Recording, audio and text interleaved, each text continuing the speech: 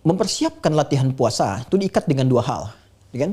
Yang pertama adalah belajar itu sebelum masuk kepada momentumnya. Momentum yang menjadikan seorang anak wajib puasa ketika masuk masa balignya. Jadi kalau dia belum balik, sepanjang dia belum balik, maka masih terbuka untuk belajar.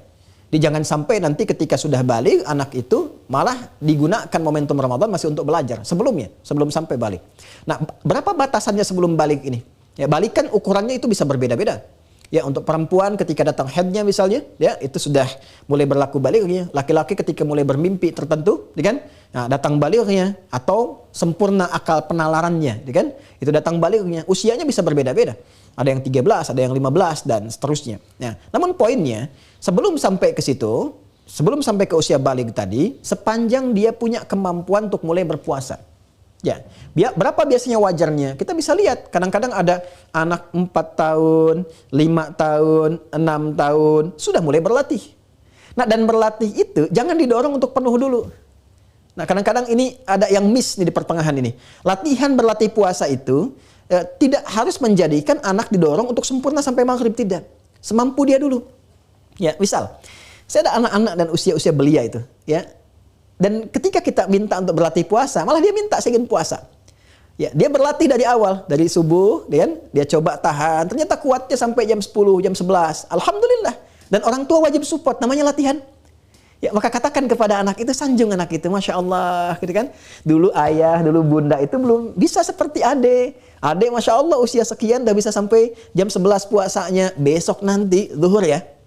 Metabolisme tubuh akan menyesuaikan. Sehingga keesokan harinya dia akan tambah lagi, itu otomatis tuh. Bisa menahan sampai jam 11, besoknya pasti lewat dari situ. Karena ada kemampuan tertentu secara teknik di metabolisme tubuh akan menyesuaikan. Kemudian sampai besoknya lagi, dia sampai zuhur, sampai ke asar, puji aja. Karena Allah pun tidak memberikan beban. La yukallifullahu nafsan illa wus'aha. Jangan sampai terjadi begini, Bu. Ya, sudah jam 5, dia nggak kuat. Lalu dikatakan, ayo nak, semangat nak, nanti dapat pahala tinggi. Itu keliru. Keliru. Allah aja minta buka. Kenapa kita paksa sampai maghrib? Begitu sampai maghrib sakit ya.